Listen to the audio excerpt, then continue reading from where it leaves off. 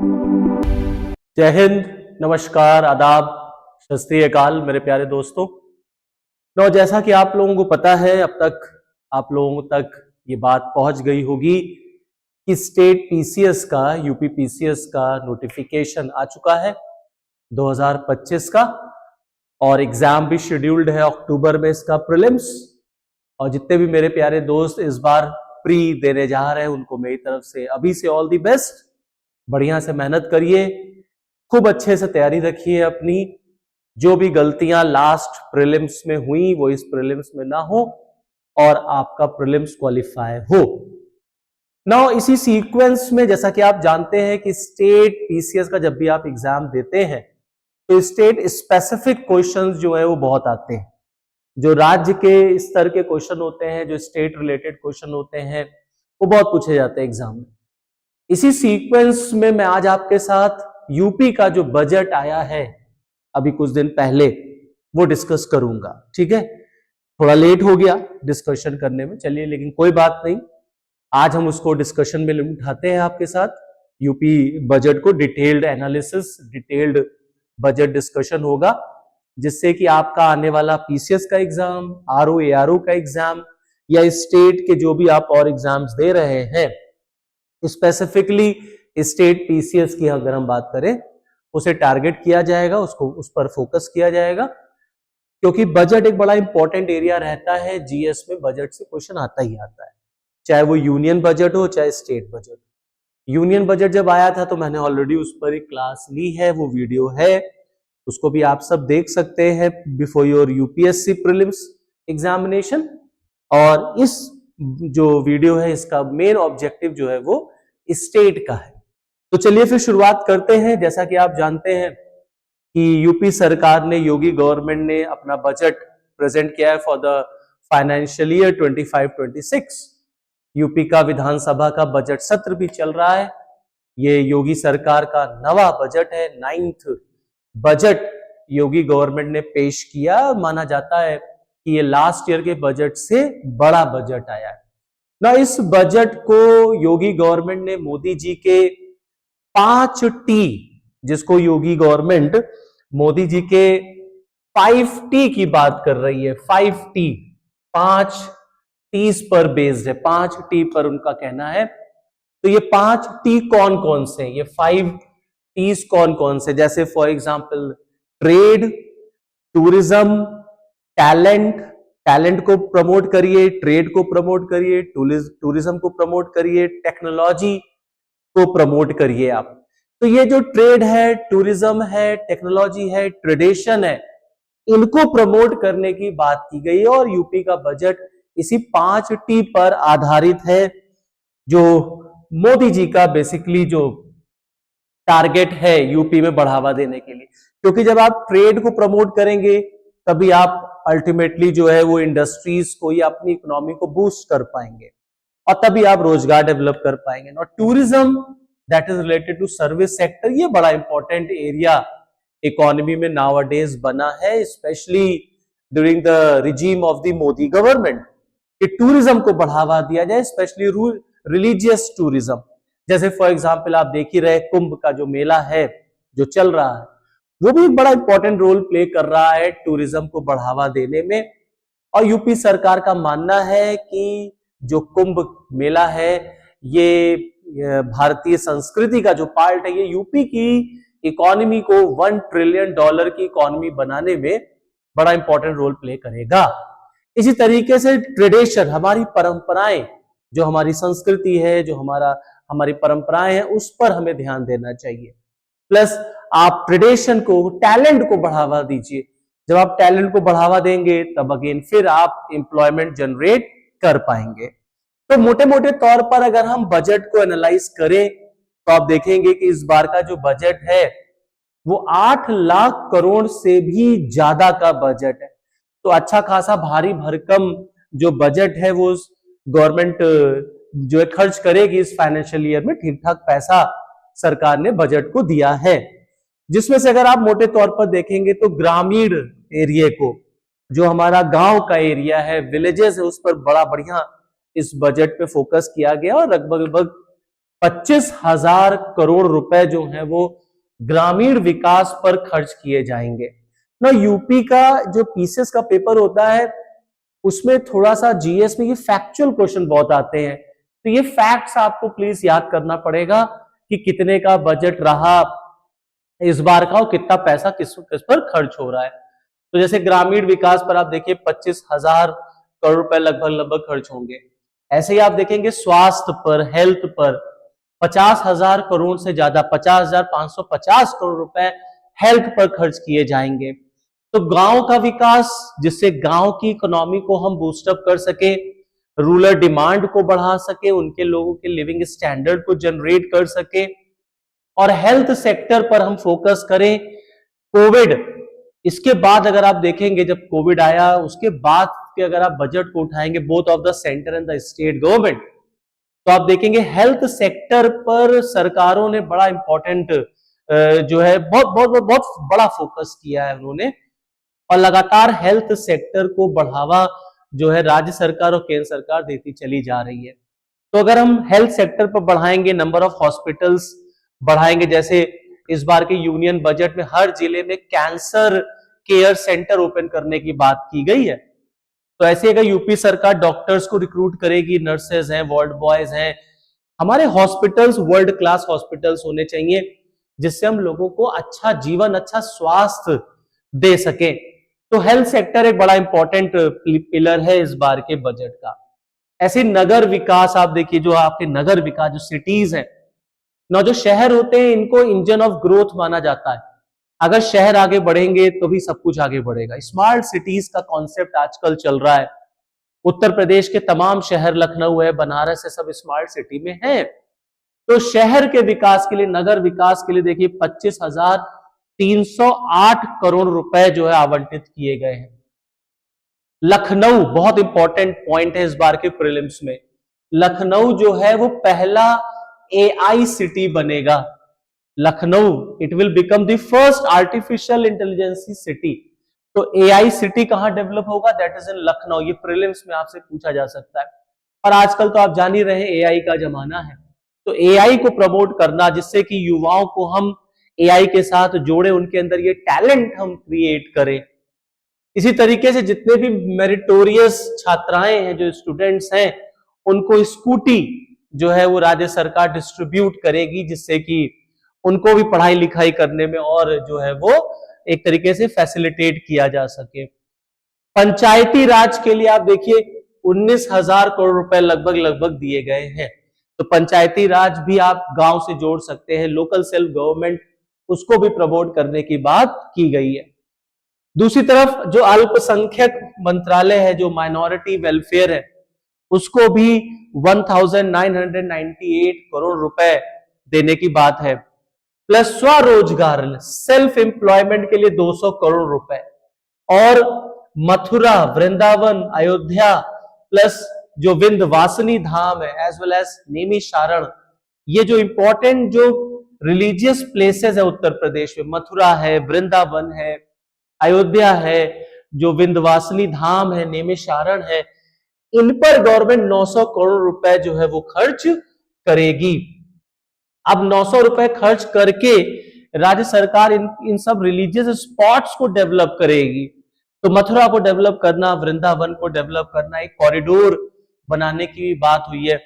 विंध्यवासिनी जो धाम है माता का, उसको डेवलप किया जाए। नैमिषारण बड़ा इंपॉर्टेंट प्लेस रखता है सनातन धर्म में। इसको अयोध्या आप देख ही रहे, लगातार अयोध्या में किस तरीके से टूरिज्म, रिलीजियस टूरिज्म बढ़ता चला जा रहा है। तो जब रिलीजियस टूरिज्म बढ़ता है तो ऑटोमेटिकली एम्प्लॉयमेंट भी जनरेट होता है। तो ये मोटे मोटे तौर पर 25-26 में गवर्नमेंट जो है, जो भी एलोकेशन सरकार ने की है, उसका एक ग्लिम्स है। आगे और बढ़ते हैं तो आप देखेंगे पूरा जो बजट अगर आप फोकस करें तो आप इस बजट का जो क्रक्स है उसको पाएंगे कि that this budget is based on ज्ञान। जो मोदी जी का नारा है उसी पर ये बजट बेस्ड है, ज्ञान पर। क्लियर? तो जैसे मोदी जी कहते हैं कि उनके लिए 4 जातियां, ऐसे योगी जी भी कहते हैं उनके लिए 4 ही जातियां हैं, ब्राह्मण, क्षत्रिय, वैश्य, शूद्र नहीं। जो 4 जातियां कौन कौन सी? या तो व्यक्ति गरीब है, हमें गरीबी दूर करनी है, हमको युवाओं को रोजगार देना है, हमें किसानों के लिए, अन्नदाता के लिए काम करना है और हमें नारी शक्ति पर हमें ध्यान देना है, वुमेन एम्पावरमेंट पर हमें ध्यान देना है। तो इन्हीं सब चीजों पर यह बजट भी फोकस करता है। अगर आप देखेंगे तो महिला सशक्तिकरण पर इस बजट में जो ध्यान दिया गया उसको केंद्र में रखा गया है। कृषि जो एग्रीकल्चर है उसको कैसे प्रमोट किया जाए, किसानों की कैसे हेल्प की जाए, उस पर यहां पर ध्यान दिया गया है। युवा उद्यमी को प्रमोट करना, यूथ जो एंटरप्रेन्योर है, स्किल इंडिया, इनोवेशन इंडिया, इसको बढ़ावा दिया जाए, स्टार्टअप्स लगाने पर जोर दिया जाए जिससे कि अल्टीमेटली एम्प्लॉयमेंट जनरेट हो सके। फिर आप देखिए सर्व शिक्षा अभियान, एजुकेशन पर भी लगभग मान के चलिए 23,000 करोड़ रुपए खर्च करने की बात की गई है। इसी तरीके से जो शिक्षा है उस पर सबसे ज्यादा पैसा आवंटित किया गया है, सबसे ज्यादा लगभग 1 लाख करोड़ रुपए जो है वो शिक्षा पर आवंटित किए गए हैं। एजुकेशन पर फोकस किया गया है। जो स्वच्छ भारत मिशन है ग्रामीण पर, उस पर आप देखेंगे तो 2,000 करोड़ रुपए जो है वो खर्च करे जाएंगे, उसको आवंटित किया गया है। 16,000 करोड़ रुपए जल जीवन मिशन के लिए है। जल जीवन मिशन, हर घर जल, नल से जल, जल जीवन मिशन पर 16,000 करोड़ रुपए। मनरेगा जो एक योजना चलती है गांव में, उस पर जो है पैसा 5,372 करोड़ रुपए खर्च करने की जो है वो बात की गई है, लक्ष्य रखा गया है। तो मोटे मोटे तौर पर हर एक योजना पर राज्य सरकार ने अच्छा खासा पैसा जो है वो आवंटित किया हुआ है इसमें। ना अगर हम आगे बात करें तो आप देखें 2025 का ये बजट है, 2025 का बजट है और 2050 का जो लक्ष्य है उसको रखा गया है कि 2050 तक, 25 साल बाद हम यूपी को कहां देखना चाहते हैं। तो उत्तर प्रदेश को $1 ट्रिलियन की इकोनॉमी बनाना है, उसका ये रोड मैप तैयार हुआ है। आप देखेंगे हर साल किसी ना किसी जो बजट पेश होता है उसकी कोई ना कोई थीम होती है। जैसे 17-18 का जो बजट था वो अन्नदाता किसानों को समर्पित था, ये थीम भी एग्जाम के लिए इंपॉर्टेंट है। ऐसे ही 18-19 में आप देखिए इंफ्रास्ट्रक्चर और औद्योगिक विकास के लिए समर्पित था। उसे 19 और 20 का महिला सशक्तिकरण के लिए था।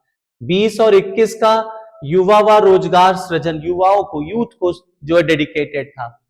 21-22 का बजट स्वावलंबन व सशक्तिकरण, स्वावलंबन से सशक्तिकरण पर था। 22-23 का अंत्योदय से आत्मनिर्भरता की तरफ, 22-23 का आत्मनिर्भर, याद आ रहा आपको कि गवर्नमेंट ऑफ इंडिया ने आत्मनिर्भर अभियान जो है वो शुरू करने की बात की थी जब कोविड आया था। मोदी गवर्नमेंट ने आत्मनिर्भर भारत अभियान शुरू किया था, उसी के तहत आप देखेंगे 22-23 का बजट जो था वो आत्मनिर्भरता की तरफ था। तो 23-24 का जो बजट था वो आप देखेंगे तो त्वरित और समावेशी विकास की तरफ था। 24-25 में आप देखिए राम राज्य व पर्यटन, वही रिलीजियस टूरिज्म वगैरह को। अब 25-26 का क्या था जो बजट आया, इसका क्या थीम है, वंचित को वरीयता। जो वंचित लोग है, जो सप्रेस्ड क्लास के लोग है, जो वल्नरेबल सेक्शन है, उसको गवर्नमेंट ने प्रायोरिटी जो है वो यहां पर दे रखी है कि जिससे उसके जीवन में हम किस तरीके से बदलाव ला सकते हैं। अब आप देखें तो सड़क और सेतु जो इंफ्रास्ट्रक्चर है, उस पर सरकार ने जो है बात की है कि हम सबसे ज्यादा काम करेंगे कि आधारभूत संरचना को बढ़ाया जाए, रोड का जाल फैलाया जाए, नंबर ऑफ एक्सप्रेसवेज, 4 नए एक्सप्रेसवे बनाने की बात यहां पर कही गई है। तो आप देखेंगे कि सड़क और सेतु के लिए 16,850 करोड़ रुपए जो है वो आवंटित किए गए। इतना पैसा सरकार खर्च करेगी, दैट इज कैपिटल एक्सपेंडिचर आप इसको मान सकते हैं, उस पर सरकार इतना खर्च करेगी। 200 करोड़ से विकसित होगा north south corridor, north south corridor बनेगा जिसपे 200 करोड़ रुपए जो है वो रखे गए हैं। अलीगढ़ और मथुरा से गुजरेगा ये नॉर्थ साउथ कॉरिडोर, ये बड़ा इंपॉर्टेंट पॉइंट है प्रीलिम्स के लिए कि जो ये नॉर्थ साउथ कॉरिडोर बनेगा ये कहां से गुजरेगा, तो अलीगढ़ और मथुरा से। तो नॉर्थ साउथ कॉरिडोर योजना उत्तराखंड के काशीपुर से मुरादाबाद, अलीगढ़ और मथुरा होते हुए भरतपुर तक कॉरिडोर का निर्माण किया जाएगा। आप देखिए उत्तराखंड के काशीपुर से मुरादाबाद, अलीगढ़, मथुरा होते हुए भरतपुर तक ये कॉरिडोर का निर्माण होगा। तो इससे एक ट्रांसपोर्टेशन इजी हो जाएगा, इससे रोड कनेक्टिविटी बढ़ेगी, तो ऑटोमेटिकली आपका जो एम्प्लॉयमेंट है या जो बिजनेस है वो प्रमोट होता है। No it's a part of your capital expenditure. कुल मिलाकर के आप ये कह सकते हैं कि एक तरीके से कैपिटल एक्सपेंडिचर का ये पार्ट है। अब जल्दी से हम लोग जरा इस पर आते हैं। अब देखिए यहां पर एक टर्म लिखा हुआ है that is known as GSDP. GSDP that is gross state domestic product. जैसे जीडीपी होता है ऐसे ही जीएसडीपी है। तो आप देखेंगे कि जीएसडीपी में प्रतिशत इसका कैसा है, तो 9.6% राज्य के स्वयं का कर राजस्व है। तो जो राज्य का स्वयं का कर राजस्व है, टैक्स रेवेन्यू जो कर राजस्व है, वो जीएसडीपी का 9.6% तक है। फिर राज्य का स्वयं का करेतर जो राजस्व है 0.8% है। फिर प्रदेश सरकार का राजस्व बचत जो गवर्नमेंट ऑफ यूपी का जो रेवेन्यू सेविंग है वो 2.6% है। So this percentage are very important for your prelims exam. जो यूपी का जो स्टेट गवर्नमेंट का राजकोषीय घाटा है that is the fiscal deficit, राजकोषीय घाटा, वो 2.97% है। तो ये फैक्ट्स आपको याद रखने, ये फैक्ट्स बहुत इंपॉर्टेंट है। और ये फैक्ट्स किसमें है, परसेंटेज ऑफ जीएसडीपी में ये सारे परसेंटेज हैं।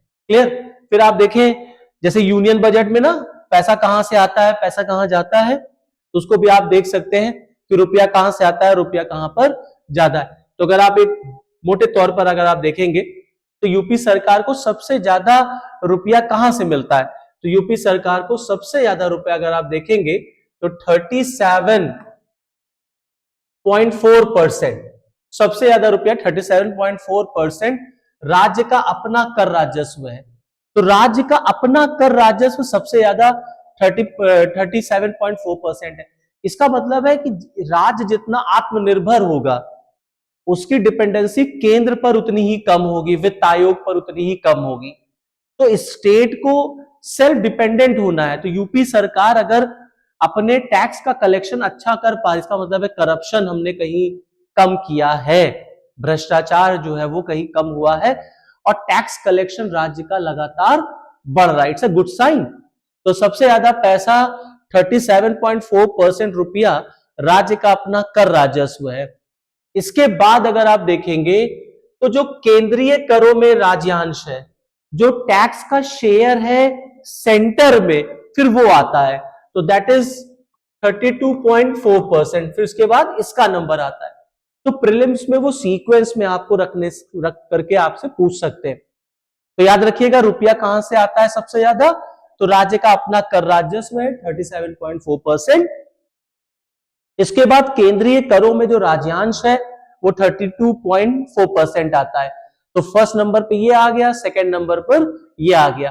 फिर थर्ड नंबर पे आप देखेंगे जो सार्वजनिक ऋण प्राप्तियां हैं, जो बोरोइंग है, जो पब्लिक, जो सार्वजनिक पब्लिक डेप्ट है आपका, वहां पर फिर 14.4% वहां से आता है। ऐसे रुपया कहां जाता है, तो राज्य का सबसे ज्यादा पैसा जो खर्च होता है वो आप देखेंगे तो पूंजीगत व्यय पे खर्च हो रहा है। तो इट्स अ गुड साइन कि आप सबसे ज्यादा पैसा पूंजीगत जो है व्यय कर रहे हैं, दैट इज कैपिटल एक्सपेंडिचर। तो अगर कैपिटल एक्सपेंडिचर बढ़ रहा है दैट इज 20.4%, तो 20.4% अगर आप कैपिटल एक्सपेंडिचर कर रहे हैं, इसका मतलब है आप राज्य के एसेट्स क्रिएट कर रहे हैं। तो ये बहुत अच्छी बात है कि यूपी सरकार कैपिटल एक्सपेंडिचर पे सबसे ज्यादा पैसा खर्च करती है। फिर आफ्टर द कैपिटल एक्सपेंडिचर अगर हम दूसरे नंबर की बात करें, कैपिटल एक्सपेंडिचर के बाद, तो कैपिटल एक्सपेंडिचर के बाद अगर आप देखेंगे तो सबसे ज्यादा पैसा अन्य व्यय पे खर्च होता है 16.8%। फिर पेंशन पे जाता है दैट इज, फिर वेतन, सरकारी कर्मचारियों का वेतन है दैट इज 12.4%। तो अगर आपको सीक्वेंस देना है तो सबसे पहले कैपिटल एक्सपेंडिचर है, फिर जो एक्स्ट्रा गवर्नमेंट के खर्चे हैं, फिर वेतन सरकारी कर्मचारियों का है 12.4%। तो ये रुपया कहां से आता है और रुपया कहां से जाता है, ये बड़ा इंपॉर्टेंट जो है एक सिनेरियो देखने को मिलता है। अगर आप देखें कि राज्य सरकार का बजट 2017 से लेकर के 25-26 तक देखिए लगातार उसका साइज जो है वो बढ़ता ही चला जा रहा है। तो ये एक अच्छा इंपॉर्टेंट साइन है कि यूपी सरकार ने बजट का साइज जो है वो अपना लगातार बढ़ाया है। तो ऐसे बढ़ा बजट का आकार आप देखेंगे 17-18 से लगातार बढ़ता चला जा रहा है। 9.8% की वृद्धि जो है वो हमें देखने को मिल सकती है इस बार के बजट में। तो ये एक अच्छी चीज है कि राज्य सरकार लगातार अपना बजट का जो मोटा मोटा अमाउंट है वो बढ़ा रही है। 8 लाख करोड़ से ज्यादा का बजट है इस बार का। It's a good sign. Okay, now फिर जैसा कि मैंने आपसे कहा कि जो बजट है उसमें 5 टीज रखे गए। उसमें एक टी आपका धार्मिक पर्यटन जो टूरिज्म है वो है। देखिए बांके बिहारी मंदिर पे कॉरिडोर बनाने की जो बात है, मथुरा कॉरिडोर की, वो बड़ा इंपॉर्टेंट जो है वो रोल प्ले करेगा टूरिज्म वगैरह को प्रमोट करने में। ओके, तो कुल मिलाकर के सरकार जो है वो लगातार जो है अपने इंफ्रास्ट्रक्चर वगैरह पे ध्यान दे रही है। 4 नए कॉरिडोर, ये मैंने आपको बताया, जो 4 नए एक्सप्रेस वे हैं ये बनेंगे इस बार के बजट में। ये भी एक अच्छा साइन है।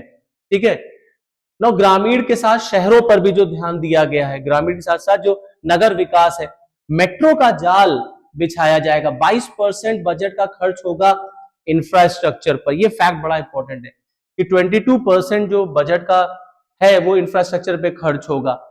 फिर 11% बजट का खर्च होगा खेती और उससे संबंधित क्षेत्रों पर। 800 करोड़ शहरों में ग्रीन सड़कों के लिए 800 करोड़ रुपए दिए जाएंगे। फिर ड्रेनेज सिस्टम, ऐसे शहर जहां बाढ़ आ जाती है उनसे ड्रेनेज सिस्टम को सही करने के लिए 1000 करोड़ रुपए दिए जाएंगे। प्रधानमंत्री आवास योजना में 36 लाख मकान जो है वो नए बनाए जाएंगे ग्रामीण क्षेत्र में।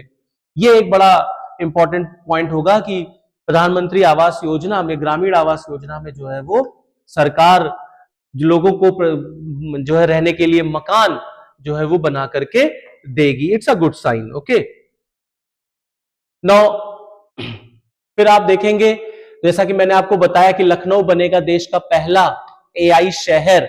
तो एआई की जो डिमांड है आज के टाइम में, उसको देखते हुए लखनऊ में आर्टिफिशियल इंटेलिजेंसी शहर जो है वो बनाया जाएगा। अब जैसा कि मैंने आपको बताया था हेल्थ इंफ्रास्ट्रक्चर पर, अब देखिए सरकार मेडिकल की सीटों को बढ़ाएगी। 1500 नई मेडिकल सीटें बढ़ेंगी, नई भर्ती होगी, है ना। मतलब इस तरीके से आप मेडिकल का जो एरिया है, दायरा है, वो बढ़ाते चले जा रहे हैं। हर जिले में 1 डिस्ट्रिक्ट 1 मेडिकल कॉलेज, हर जिले में एक मेडिकल कॉलेज होना चाहिए जिससे लोगों को बेहतर हेल्थ फैसिलिटी मिल सके। इसके लिए सरकार 50,500 करोड़ रुपए का बजट जो है वो हेल्थ को देगी।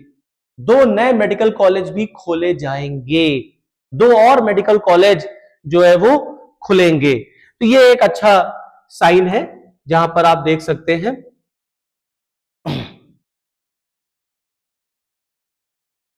कृषि, शिक्षा और अनुसंधान पर भी जोर रहेगा, है ना। जितने बेसहारा वृद्धाजन हैं, जो बेसहारा हैं, बुजुर्ग हैं, उनको सरकार सहारा देगी। पेंशन का बजट उस पर रखा गया है ताकि उनको भी जो है वो कुछ फाइनेंशियली हेल्प किया जा सके। तो कानून व्यवस्था, देखिए किसी भी राज्य में सबसे बड़ा चैलेंज होता है लॉ एंड ऑर्डर। कोई भी डेवलपमेंट तब होगा जब वहां का लॉ एंड ऑर्डर अच्छा होगा। तो लॉ एंड ऑर्डर, कानून व्यवस्था की धाक जमाने के लिए सरकार ने 40,000 करोड़ रुपए आवंटित किए हैं। तो ये एक बहुत अच्छी चीज है कि कम से कम कानून व्यवस्था पर जो है वो आप ज्यादा फोकस कर रहे हैं। तो इसमें जो सोफिस्टिकेटेड वेपन्स हैं, जो पुलिस है, उसको और मॉडर्नाइज किया जाएगा। ट्रेनिंग पे पैसा खर्च होगा, रिक्रूटमेंट किया जाएगा, जिससे राज्य में बेहतर जो है वो कानून व्यवस्था जो है वो इस्टेब्लिश हो सके। उनके लिए नई बिल्डिंग्स वगैरह, नए पुलिस स्टेशन वगैरह जो है वो आवंटित होंगे। It's a good sign. Okay, ये एक अच्छी चीज है कि हमने लॉ एंड ऑर्डर पर जो है वो फोकस किया है। तो मोटे मोटे तौर पर ये इंपॉर्टेंट पॉइंट्स रहे इस बार के यूपी के बजट के। ठीक है, इनको आप रिवाइज करें, इनको आप याद करें। जिससे आने वाले एग्जाम में आपको कोई दिक्कत ना होने पाए। पीसीएस के पेपर में फैक्चुअल इंफॉर्मेशन बहुत पूछी जाती है। तो मेरा आपसे ये अनुरोध है, रिक्वेस्ट है कि आवंटन को आप जरूर याद कर ले कि किसको कौन सा आवंटन कितना रुपए का किया गया है। जैसे मैंने बताया लखनऊ एआईसीटी होगा, जो नॉर्थ साउथ कॉरिडोर है वो कहां से जाएगा, ये सब फैक्ट्स जो है बहुत इंपॉर्टेंट है। मेंस में इसी बजट का एनालिसिस जैसे 5T है उस पर एनालिसिस आपसे आ सकता है। तो फिर आज के लिए मुझे दीजिए इजाजत, धन्यवाद। और बजट को आप पढ़ लें। कोई आपके सजेशंस हो तो प्लीज मुझे आप जरूर बताएं, कमेंट बॉक्स में जाकर के आप अपने सजेशंस जरूर दिया करिए, जिससे कि मैं आपके लिए और बेहतर जो है चीजों को उठा पाऊं, नए नए टॉपिक्स के साथ मैं आपसे रूबरू हो पाऊं। तो चलिए फिर आगे हम लोग फिर नए टॉपिक पे आपके साथ मिलेंगे। तब तक के लिए जय हिंद, मुस्कुराते रहिए और अपना खूब ख्याल रखिए।